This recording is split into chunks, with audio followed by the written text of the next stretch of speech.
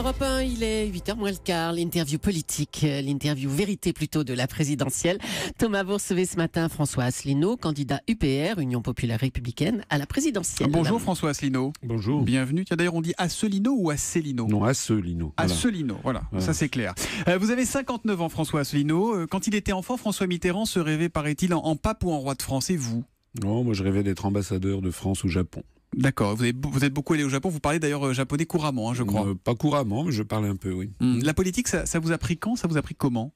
Ça m'a pris après avoir passé 4 ans en cabinet ministériel dans les années 90 auprès du ministre du Commerce extérieur du gouvernement Balladur. Ça m'a permis d'accompagner, c'était sous la cohabitation, ça m'a permis d'accompagner François Mitterrand en Corée, au Kazakhstan. Et puis ensuite, j'ai été conseiller auprès du ministre des Affaires étrangères du gouvernement Juppé, Monsieur de Charette. Ça m'a permis d'accompagner notamment Jacques Chirac dans de très nombreux pays du monde et donc de voir au plus haut niveau de l'État quelles étaient les problématiques du gouvernement français de la France et de découvrir qu'en réalité les Français élisent des dirigeants qui n'ont plus les manettes. Alors, lors du débat à 11, il y a quelques jours, vous aviez dit, en accompagnant précisément François Mitterrand et Jacques Chirac, j'ai découvert que les dirigeants n'ont plus les manettes, les grandes décisions sont prises par la Commission européenne, par la BCE et par l'OTAN. Du coup, vous voulez le Frexit. Mais pourquoi jeter le bébé avec l'eau du bain? Pourquoi sortir et ne pas réformer l'Europe? Parce que j'explique qu'en fait, on ne peut pas réformer concrètement les traités européens. Bien sûr, on pourrait formellement le faire, ça n'est pas interdit. Mais pour réformer les traités européens, il faut avoir l'accord unanime des 27 autres États. Donc vous dites que c'est impossible? Il faut 28 gouvernements qui soient d'accord pour rouvrir les dossiers pour modifier des compromis qui ont 60 ans d'âge et au bénéfice des intérêts français, c'est-à-dire au détriment des intérêts des autres États. Et après, il faut les accords des 28 autres peuples. Il faut donc 56 accords unanimes. Ça ne peut pas fonctionner. On l'a vu. Regardez, comment s'appelle-t-il, Lionel Jospin en 1997. Il avait promis, après la dissolution, de renégocier les critères de Maastricht. Il n'a rien renégocié. Donc vous dites on ne peut pas négocier avec Jean-Luc Mélenchon qui dit j'essaierai de changer les choses de l'intérieur. Oui, mais sinon... M. Mélenchon sait très bien que c'est pas vrai. Il ment aux Français, comme Mme Le Pen qui propose aussi de renégocier les traités. D'ailleurs, vous avez vu, M. Mélenchon il commence à y avoir des pourparlers avec M. Hamon. Mais si M. Hamon a dit qu'il allait voter pour Mélenchon au deuxième tour, parce que M. Hamon, semble-t-il, est dans les choux, M. Hamon, c'est un ultra-européiste. Ça veut dire que forcément, parmi les électeurs de Mélenchon, il y aura des cocus, excusez-moi. Et les cocus, ça sera, malheureusement, on voit très bien où ça va pencher. Mélenchon, c'est le Tsipras français. Voilà. Mais la vérité, factuellement, c'est que depuis 60 ans, François Asselineau, l'Europe nous a garanti la paix. L'Union européenne, c'est 60 ans de paix. On a appris à se parler, à ne pas rester chacun dans son coin, à se supporter, à s'accepter. Mais écoutez, si l'on sort de l'Union européenne, on restera à l'ONU et au Conseil de l'Europe.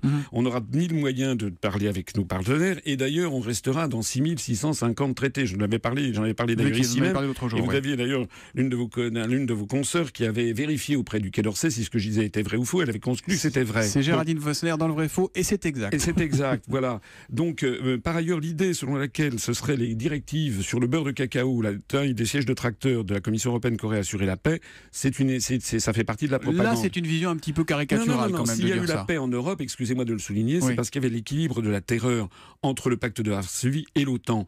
Et moi, actuellement, les risques de guerre, ils viennent d'où? Ils viennent pas de l'Allemagne qui est en plein déclin démographique.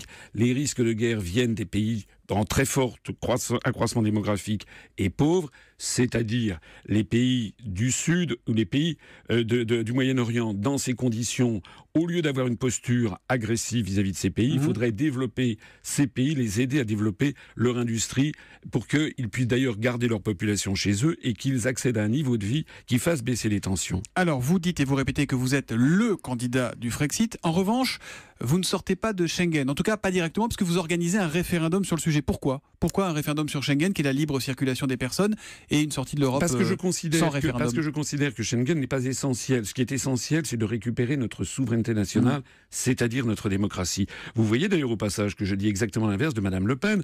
Mme Le Pen, elle veut sortir de Schengen tout de suite, et en revanche, elle veut entamer des renégociations à la Saint-Glinglin sur l'Union européenne. D'ailleurs, elle a dit récemment qu'elle sortirait peut-être de l'euro après les élections italiennes de 2018. Tout ceci, ça va nous reporter de 3-4 ans. L'euro, vous avez un point commun avec l'euro, c'est que vous voulez sortir de l'euro, elle aussi, même si elle est de moins en moins claire sur le sujet. Non, mais c'est très compliqué d'abord. Oui, mais sauf que, attendez, laissez-moi aller au bout. Sauf que les Français, eux, ont peur de la sortie de l'euro. Une majorité de Français ne veut pas sortir de l'euro. Pourquoi pas un référendum là-dessus, par exemple? Pourquoi donner la parole au peuple sur certaines questions et pas d'autres? Mais parce que mon programme, c'est de sortir de l'Union européenne, de l'euro. Et j'essaie d'expliquer pourquoi. Maintenant, c'est vous qui assurez que les Français ont peur. Moi, je n'en sais rien. On n'a jamais demandé aux Français. Ce sont des enquêtes d'opinion. Voilà, en l'occurrence. Des enquêtes d'opinion, ça vaut ce que ça vaut. C'est comme l'autre jour. L'autre jour, sur TF1, à 20h, on m'a envoyé dans les gencives paraît-il, un banquier de la City, français, qui, paraît-il, disait, c'était la prophétie de l'Apocalypse.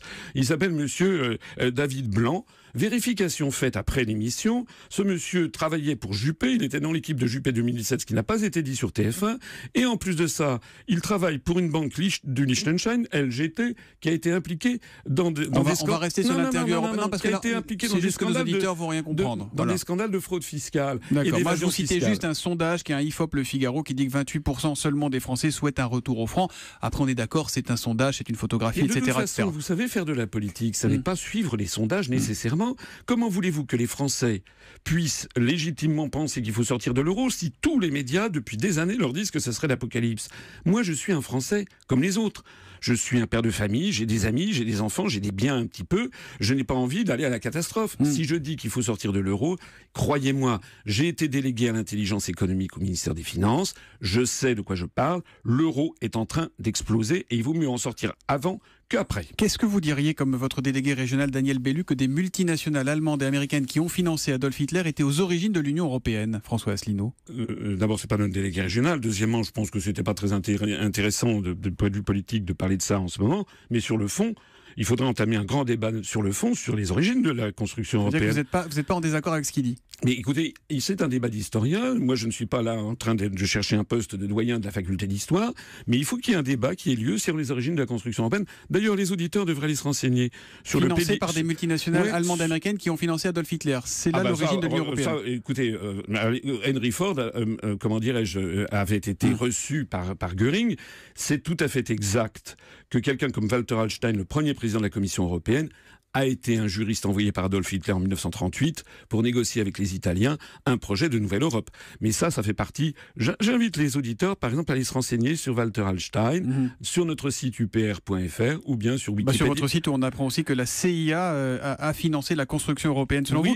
Non, pas selon moi. C'était le magazine Historia que j'ai sorti devant TF1 l'autre jour. Ça a fait... Vous aimez bien nous parler de TF1, mais là, vous êtes sur Europe 1 ce matin. Quelques questions concrètes sur votre programme, François Asselineau. Dans la France de François Asselineau, on roulera en taxi ou en Uber?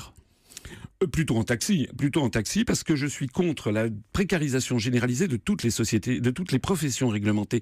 C'est d'ailleurs demandé par la Commission européenne. Les avocats, les notaires, les huissiers, les commissaires aux comptes, les experts comptables, les artisans taxis, les médecins, les pharmaciens, ils vont tous être ubérisés. C'est-à-dire qu'à horizon de 5 ans ou 10 ans, ils seront mis en concurrence avec des professions, les mêmes professions, mais des gens venus des pays de l'Est qui accepteront des salaires parfois 5 fois inférieurs. Est-ce que c'est vraiment ça qu'ils veulent? Si c'est ça qu'ils veulent, il faut qu'ils votent Macron ou Fillon, parce que c'est exactement la sauce à laquelle ils seront mangés. Dans la France de François Asselineau, est-ce qu'on ira faire ses courses le dimanche? Est-ce que les magasins seront ouverts?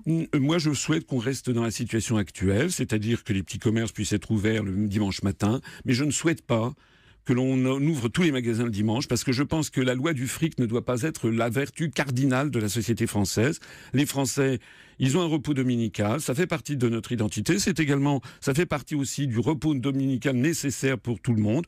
Moi, je ne suis pas favorable à la remise en cause de ça. J'ai une dernière question. Est-ce que vous connaissez ça, François Asselineau?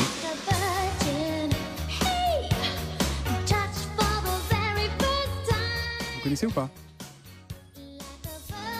J'ai pas l'impression.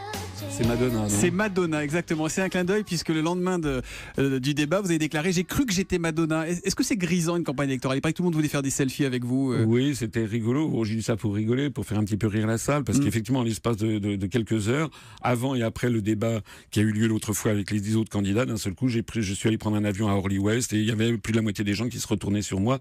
Grisant, je dirais pas grisant, je dirais que c'est un peu vertigineux, parce qu'on se dit effectivement qu'on risque de ne plus avoir de vie privée au passage. Si malgré tout vous ne gagnez pas, je sais qu'à Londres les bookmakers vous placent en 5e position, très loin devant Benoît Hamon. Si vous ne gagnez pas en cas de second tour Le Pen-Macron, ce qui est ce matin le plus probable avec toutes les précautions d'usage, vous soutiendrez qui entre Macron? Vous avez raison de souligner que les bookmakers me donnent en 5e position devant Benoît Hamon. Ah, vous n'aimez pas les sondages, mais vous aimez les bookmakers quand c'est favorable. Vous voteriez qui entre Macron et Le Pen? Non, c'est important parce que vous savez, il y a beaucoup de gens qui me voient et puis qui disent oui, mais j'hésite à voter pour vous parce que de toute façon vous ne serez pas au deuxième tour. Et je dis pourquoi?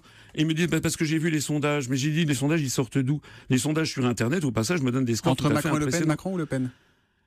bien audacieux est celui qui peut dire qu'il sera au deuxième tour. Moi, je suis absolument pas certain comme vous que ce sera Macron-Le Pen. Certain de rien. Merci en tout cas d'être venu ce matin sur Europe 1, François Asselineau.